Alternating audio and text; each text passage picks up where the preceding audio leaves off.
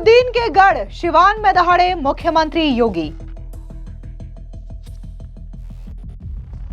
शहाबुद्दीन के बेटे और आरजेडी प्रत्याशी ओसामा पर योगी ने बोला हमला, कहा जैसा नाम वैसा काम। सिवान में वह जंगल राज फिर से मत आने दीजिए। आपने देखा होगा कैसे चांद बाबू के पुत्र के ऊपर इसी सिवान में एसिड उड़ेलने का काम हुआ था। ये वही बिहार है। ये अपराधी फिर से जीवित न होने पाए। सिवान में योगी की रैली में उमड़ी जनता की भारी भीड़। योगी बोले, हमें माफिया नहीं, जनता की सेवा करने वाला जन प्रतिनिधि चाहिए। ये कांग्रेस को आरजेडी और समाजवादी पार्टी जैसे दलों को शोभा दे सकता है कि वे किसी पेशेवर अपराधी और माफिया को गले लगा करके किसी बाबर और किसी औरंगजेब की मजार में जाकर के सजदा पड़े। उत्तर प्रदेश के मुख्यमंत्री योगी आदित्यनाथ ने बुधवार को बिहार के रघुनाथपुर में चुनावी रैली को संबोधित किया।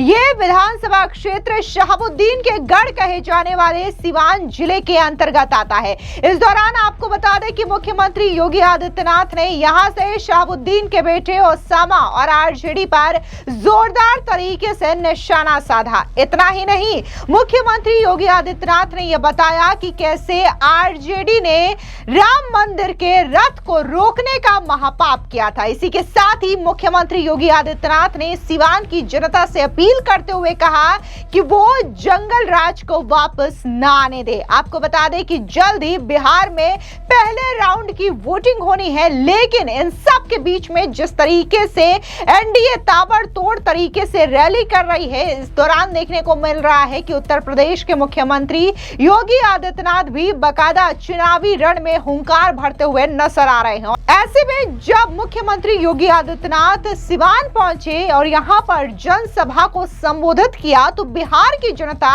मुख्यमंत्री योगी आदित्यनाथ को सुनने के लिए उमड़ पड़ी। तस्वीरों में आप साफ देख सकते हैं कि कैसे मुख्यमंत्री योगी आदित्यनाथ को सुनने के लिए जनता काफी ज्यादा बेताब नजर आ रही है और ये भीड़ साफ तौर से दर्शाती है कि कैसे मुख्यमंत्री योगी आदित्यनाथ की लोकप्रियता न सिर्फ उत्तर प्रदेश बल्कि बिहार समेत देश भर में देखने को मिल रही है। लेकिन इसके बीच अगर हम सबसे पहले मुख्यमंत्री योगी आदित्यनाथ के दिए गए बयान की बात करें तो उन्होंने न सिर्फ आरजेडी के तेजस्वी यादव, लालू यादव और राबड़ी के जंगल राज को लेकर के हमला बोला, बल्कि जिस तरीके से उन्होंने रघुनाथपुर से ओसामा को टिकट दिया है, इस पर भी उन्होंने जोरदार तरीके से निशाना साधा।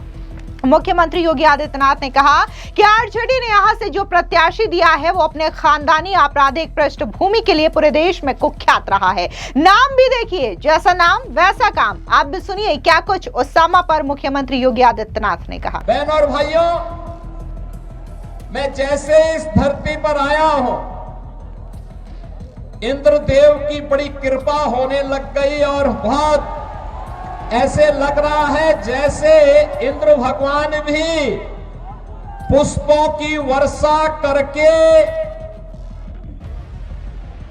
सिवान जनपद की सभी सीटों को एनडीए को जिताने के लिए अपना आशीर्वाद बरसा रहे हैं। बहन और भाइयों, जब मैं बिहार में आता हूं तो मुझे बिहार की गौरवशाली परंपरा का स्मरण हो आता है। बिहार की धरती हम सबके लिए ज्ञान की धरती है, भक्ति की धरती है, शक्ति की धरती है, शांति और क्रांति की धरती है। जिस धरती ने उत्तर प्रदेश की धरती से आने वाले महात्मा बुद्ध को ज्ञान प्रदान किया हो, जिस धरा ने भारत के गौरवशाली इतिहास में एक नया अध्याय जोड़ते हुए नालंदा विश्वविद्यालय दिया हो, जिस धरती ने महावीर भगवान महावीर जैन को जन्म दिया हो, जिस धरा ने चाणक्य दिया हो, जिस धरती ने डॉक्टर राजेंद्र प्रसाद, श्री जयप्रकाश नारायण, बाबू जगजीवन राम और कर्पूरी ठाकुर जैसी विभूतियों को जन्म दिया हो, वे कौन लोग थे? इस गौरवशाली धरा को के सामने, यहां के नौजवानों के सामने उन्होंने पहचान का संकट खड़ा किया। बहनों और भाइयों, ये चुनाव उन्हीं लोगों के खिलाफ एक लड़ाई है, वर्तमान पीढ़ी को बताने की एक लड़ाई कि पिछले 20 वर्ष में एनडीए की नीतीश कुमार जी के नेतृत्व की सरकार ने प्रधानमंत्री मोदी जी के मार्गदर्शन में जो उपलब्धियां हासिल की है, ये नया बिहार है, जो बिहार अपने गौरवशाली अतीत के लिए जाना जाता है। उसी गौरवशाली अतीत के साथ बिहार को, वर्तमान बिहार को जोड़ने की इस यात्रा जो 2005 के पहले धूमिल हो चुकी थी, पहचान के संकट के दौर से गुजर रही थी, उसी बिहार को पुनः उसकी प्रतिष्ठा दिलाने के लिए डबल इंजन की सरकार वर्तमान में कार्य कर रही है। बहनों और भाइयों, दरअसल आपको बता दें कि जनसभा को संबोधित करते हुए सबसे पहले मुख्यमंत्री योगी आदित्यनाथ ने सिवान की जनता का आभार जताया। आप भी सुनिए क्या कुछ मुख्यमंत्री योगी आदित्यनाथ ने कहा। मुझे आश्चर्य हुआ जब मैं रघुनाथपुर में आया और रघुनाथपुर में आकर के मैंने देखा कि आरजेडी ने यहां से जो प्रत्याशी दिया है वो अपनी खानदानी आपराधिक पृष्ठभूमि के लिए इस पूरे क्षेत्र नहीं, देश और दुनिया में कुख्यात रहा है। नाम भी देखो ना, जैसा नाम वैसा काम, जैसा नाम वैसा काम। और बहनों और भाइयों, इसीलिए तो मैं कहता हूं, हमने यूपी के अंदर एक बात कही कि भाई देखो, अपराध और अपराधियों के प्रति जीरो टॉलरेंस, और जीरो टॉलरेंस के तहत आज आप देख रहे होंगे आरजेडी और उनके लोग आज भी अयोध्या में श्री राम जन्मभूमि पर भगवान राम के मंदिर का विरोध कर रहे हैं। इस दौरान मुख्यमंत्री योगी आदित्यनाथ ने यह बताया कि कैसे अयोध्या का विकास डबल इंजन की सरकार की वजह से संभव हो पाया। वहां पर भव्य श्री राम मंदिर बना। हालांकि समाजवादी पार्टी हो, कांग्रेस हो या फिर आरजेडी हो, इन्होंने राम मंदिर का विरोध किया। इतना ही नहीं, आरजेडी ने तो राम मंदिर के रथ को भी रोकने का पाप किया। अब सुनिए राम मंदिर को लेकर के किस कदर इंडिया अलायंस पर मुख्यमंत्री योगी आदित्यनाथ ने जोरदार हमला बोला। आरजेडी और उनके लोग आज भी अयोध्या में श्री राम जन्मभूमि पर भगवान राम के मंदिर का विरोध कर रहे हैं। सीतामढ़ी और उसके आसपास के क्षेत्र में मां जानकी के भव्य मंदिर के निर्माण और कॉरिडोर के विकास के लिए किए जाने वाले कार्य का विरोध कर रहे हैं। ये आरजेडी के लोगों को बताना चाहिए, अयोध्या में श्री राम जन्मभूमि पर भव्य राम मंदिर का निर्माण होने के पहले उत्तर प्रदेश की डबल इंजन की सरकार ने प्रधानमंत्री मोदी जी के नेतृत्व में अयोध्या में राजर्षि दशरथ जी के नाम पर मेडिकल कॉलेज का निर्माण पहले किया। महर्षि वाल्मीकि के नाम पर इंटरनेशनल एयरपोर्ट का निर्माण किया और फिर 500 वर्षों के कलंक को मिटाते हुए भगवान राम के भव्य मंदिर के निर्माण का मार्ग भी प्रशस्त किया। बहन और भाइयों, मैं पूछना चाहता हूं, आरजेडी ने राम मंदिर के रथ को रोकने का पाप किया था। आरजेडी ने पाप किया था। कांग्रेस कहती थी कि राम तो हुए ही नहीं। इनका पार्टनर समाजवादी पार्टी उत्तर प्रदेश में राम भक्तों पर गोलियां चलाती है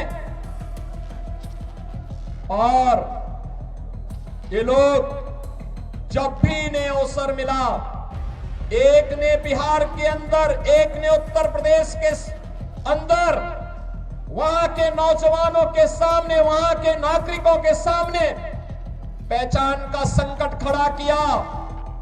लेकिन बहन और भाइयों, डबल इंजन की एनडीए की सरकार अब पहचान के संकट के लिए मोहताज नहीं। हर बिहारी आज अपने गौरव के साथ सीना तान करके देश और दुनिया के अंदर जाता है, अपनी पहचान को प्रस्तुत करता है। अब बिहार में क्या नहीं है? अब बिहार में सब बात,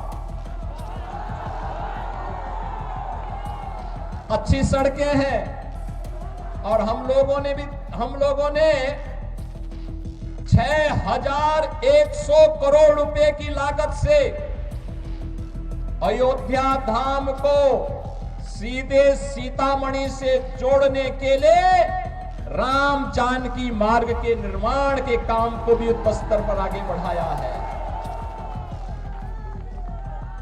आज बिहार में एयरपोर्ट है, मेडिकल कॉलेजेज हैं, इंजीनियरिंग कॉलेजेज हैं और आज बिहार में पलायन नहीं,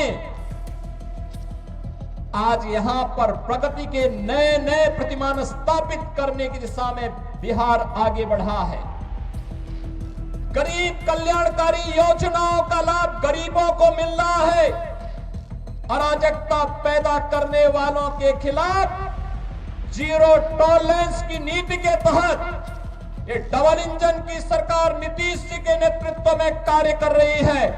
और बहन और भाइयों, जो बाकी बच जाता है, यूपी का बुलडोजर उसको पूरा कर लेता है। और मैं तो आप सबसे यही कहने के लिए आया हूं, एनडीए यहां पर सभी नेताओं ने प्रधानमंत्री मोदी जी के नेतृत्व में, उनके मार्गदर्शन में, नीतीश जी के नेतृत्व में यहां पे हमारे जितने भी अन्य सहयोगी दल हैं, लोक जनशक्ति पार्टी है, जीतन राम मांझी जी की पार्टी हम हैं, इन सभी ने मिलकर के तय किया है कि बिहार को अब जंगल राज की ओर नहीं जाने देना है, बल्कि बिहार के अंदर कर्पूरी ठाकुर, बाबू जगजीवन राम, डॉक्टर राजेंद्र प्रसाद जी और जयप्रकाश जी की विरासत को आगे बढ़ाते हुए एक जन राज के रूप में बिहार को आगे बढ़ा करके यहां की एक एक व्यक्ति की आवाज को सरकार तक पहुंचाने की सरकार फिर से यहां पर बनानी है। और एनडीए इस बीच से एक बार फिर से अपने मुद्दों के साथ, विरासत और विकास के इन मुद्दों के साथ आपके सामने है।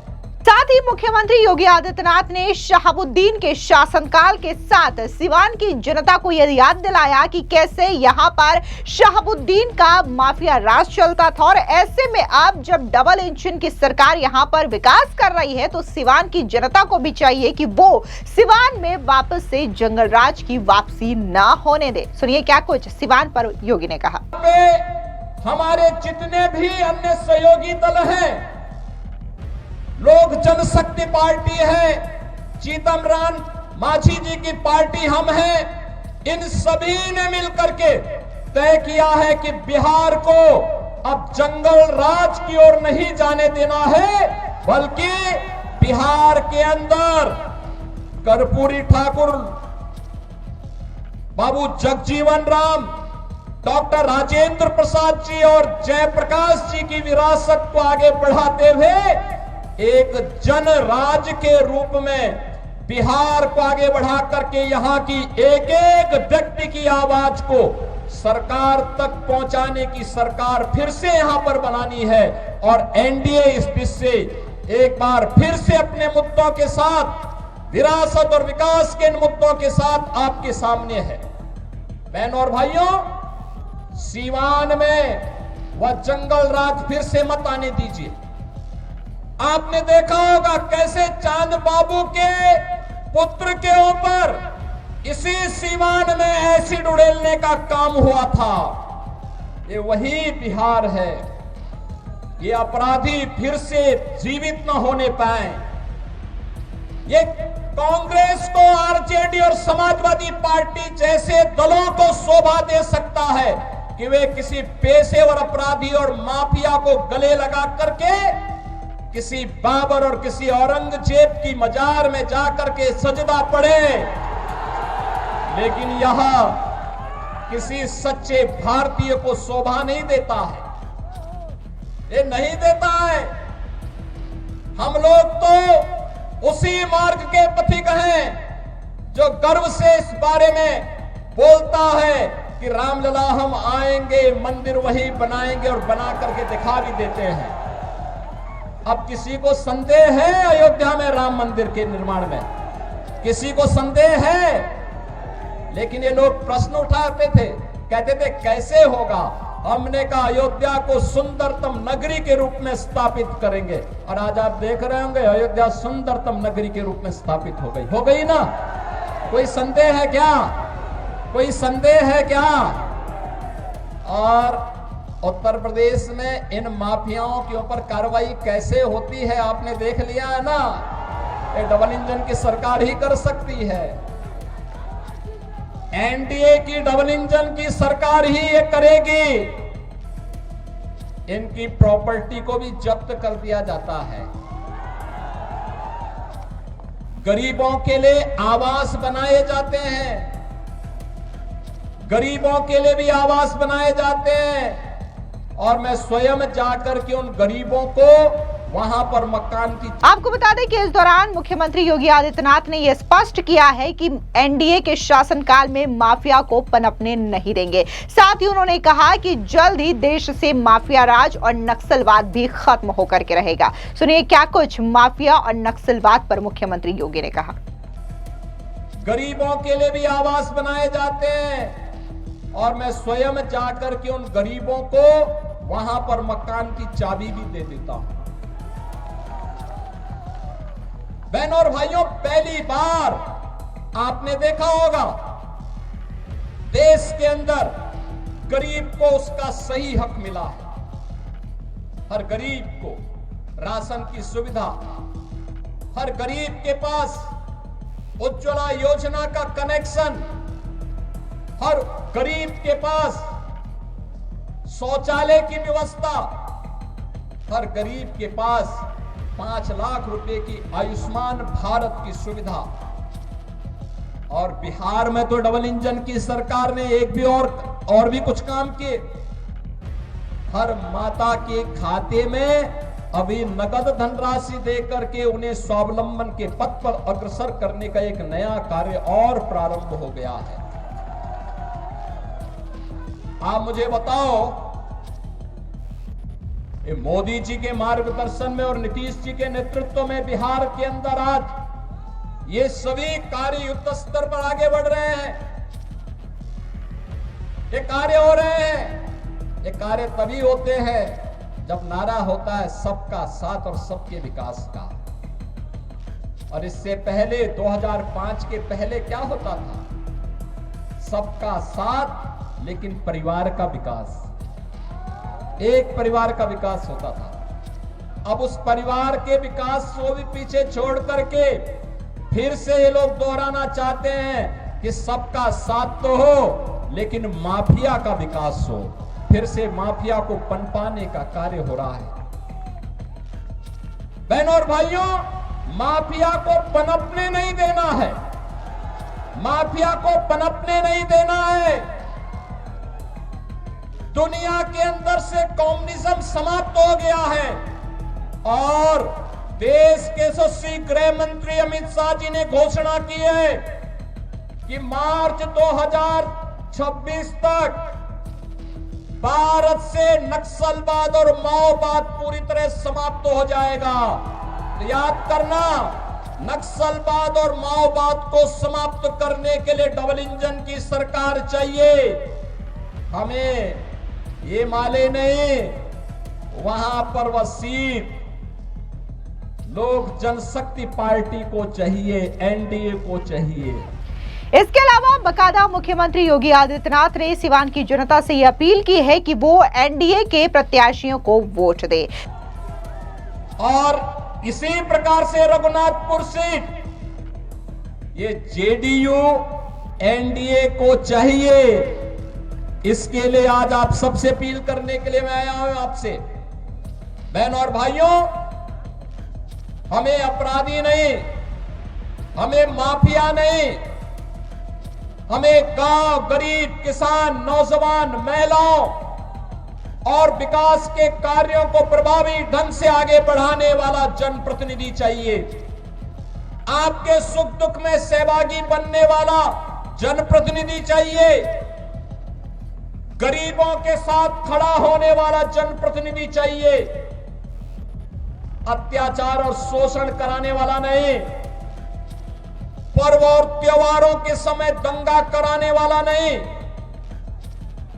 आस्था के साथ खिलवाड़ करने वाला व्यक्ति नहीं, बल्कि विकास के प्रति ईमानदारी के साथ कार्य करने वाला व्यक्ति हो। और इस दिशा से एनडीए ने जेडीयू के प्रत्याशी के रूप में नंबर भी है 108 रघुनाथपुर। 108 तो भारत का सनातन धर्म का शुभ अंक है और शुभ अंक में एनडीए ही आनी चाहिए। सहमत है ना? सहमत है ना? किसी अशुभ को मत आने देना, किसी ऐसे व्यक्ति को मत आने देना जो यहां के पहचान के सामने संकट खड़ा करे।